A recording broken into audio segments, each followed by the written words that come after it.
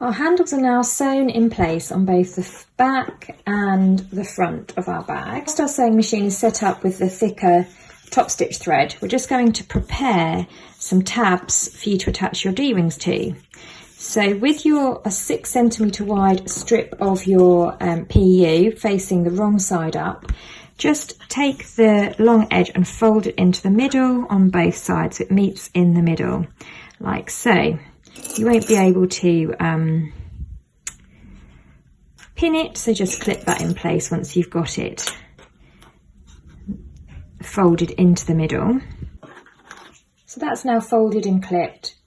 We're going to sew on the right side 2 millimeters in from the edge all the way down, same on the other side, using our top stitching thread. So I've got my top stitching thread in the needle and my regular thread in my bobbin.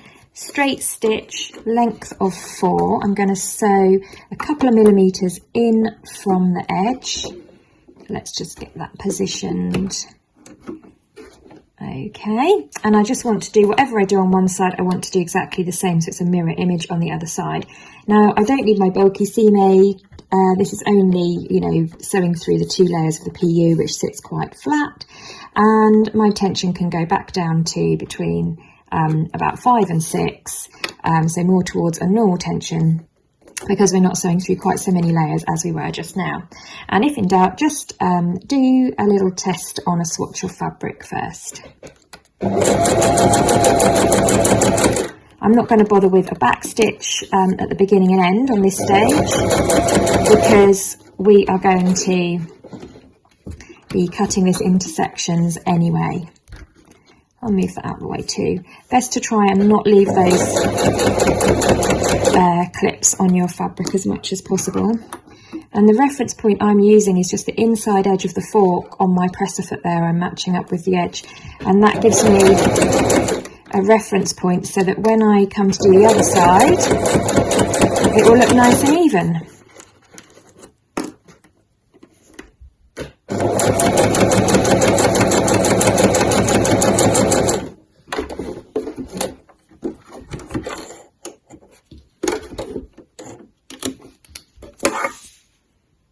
The sun's really brightly shining in. I hope that you can see okay.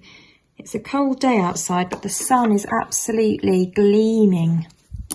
Such a nice day. I'm getting warmed up sat here. Okay, so same on the other side with the sun in my eyes.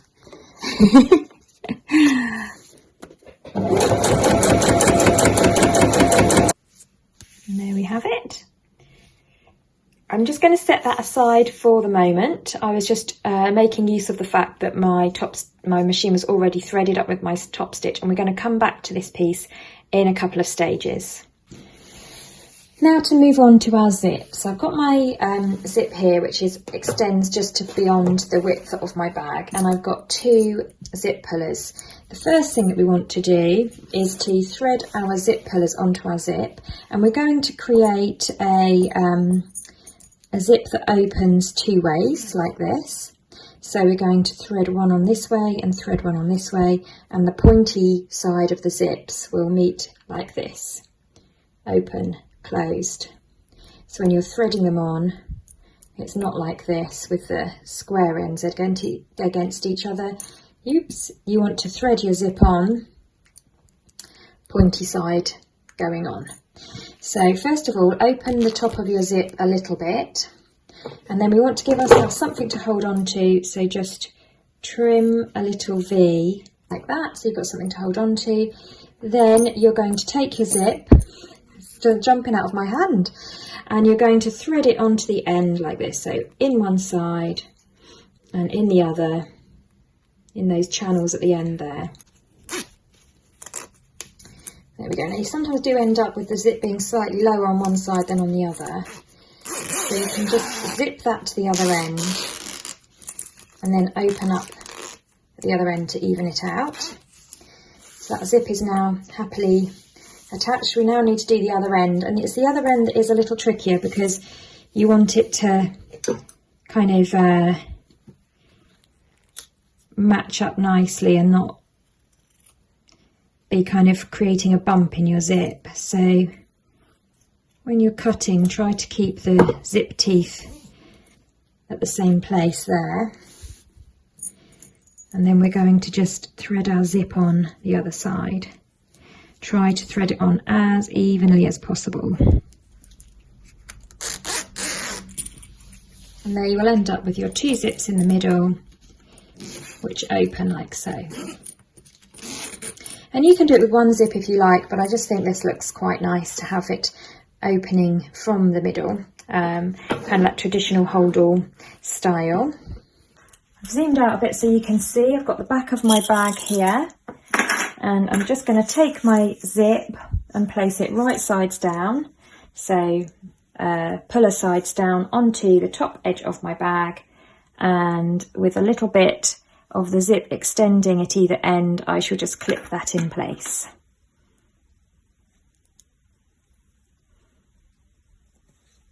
So I'm matching up the raw edges, and this zip has a nice wide zip tape.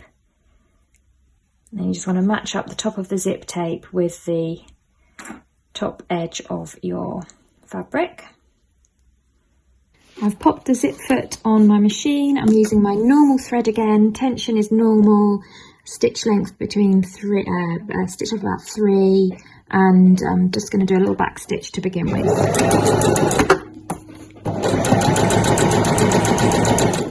And I'm just butting my zip foot up next to the edge of my zip teeth there. When I approach my zip pullers, I will just sew up to them, and then with the needle down in my work, lift my presser foot and then just slide them on out of the way so that I can carry on stitching without having to go past them, which would create a bump in my seam. Presser foot back down and continue. And there's the first side of our zip sewn in. So if we turn this to the right side, we can see that sewn in along there. We just want to put that down right sides together again, move our handle out of the way and place that down right sides together with the front of our bag, clip it along the way and sew those together.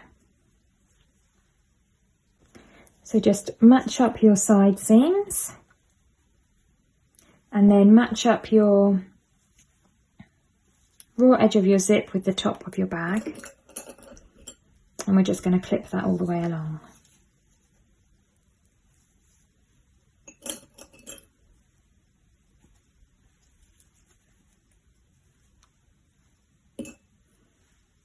Make sure that when you get to your pocket that the seams are pressing out towards the outside.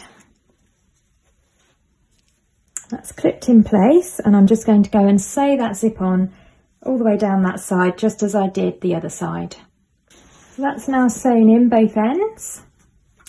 So when you open it up, you have your zip sat like this in the middle.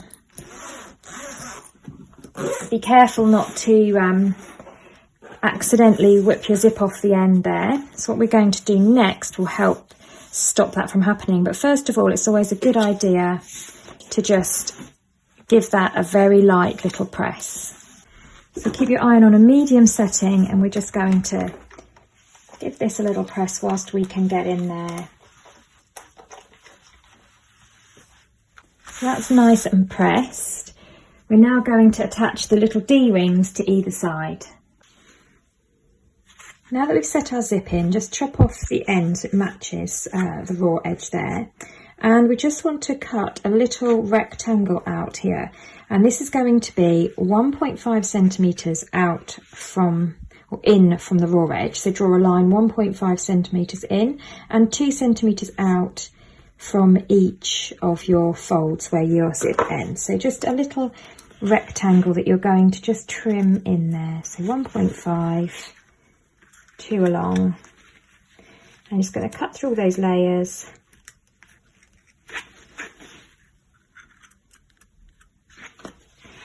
To remove that little rectangle there. This is going to make the next stage that little bit easier. Like that. And do that on both sides, on both ends. Then you're going to take your top stitched piece of PU that you did earlier, and you're going to cut two 10cm long lengths. Thread your D-ring onto the end there, folding it in half, wrong sides together so you're looking at the right side. And you're just going to place that at the end of the zip and centralise it to the zip. And pop a clip in there to hold it in place. And then within the seam allowance, so just sort of 1/2 centimetre in, you're just going to stitch that D-ring down. And you're going to do that on both sides of the zip. You want to make sure that everything's sitting flat under there. Just going to pop that under there just to help me. Hammer my needle down, and I'm just going to stitch that tab in place.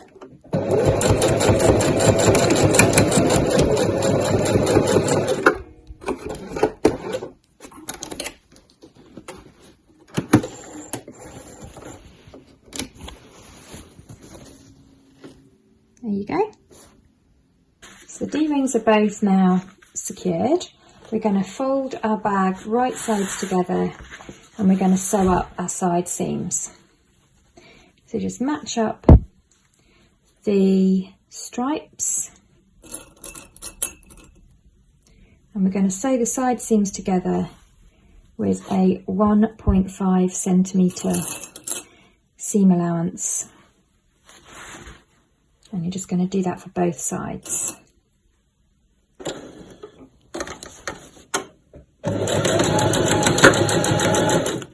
Little back stitch at the beginning and at the end. So this is just with a neutral tension of between 4 and 5, regular stitch length, straight stitch all the way down that side seam. If your fabrics start to walk away from each other, just do a few stitches, lift your presser foot with the needle down, stroke everything back in place, match up the raw edges, and go again. So those side seams are sewn up. You can now pop them on the end of your, the fabric does fray a bit I'm afraid, but you can pop them on the end of your ironing board, or I've got a sleeve board here that I'm using, and you just want to press those seams open and flat. Just use a medium iron, no more than 2 dots for this fabric because it does scorch a little bit. Next thing to do is we're just going to finish off the ends here where our D-rings are. So take your bag and open it up flat like that so that you get this nice triangle at the end, like that. Flatten out the seam there. And we are just going to sew along the end there to secure that D-ring into the end. So we're just going to go through all those layers there and just stitch that in place on both sides.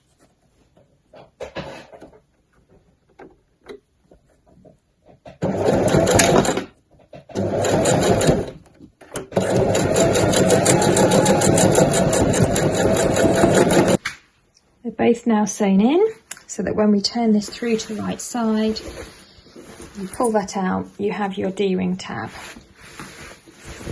on both sides.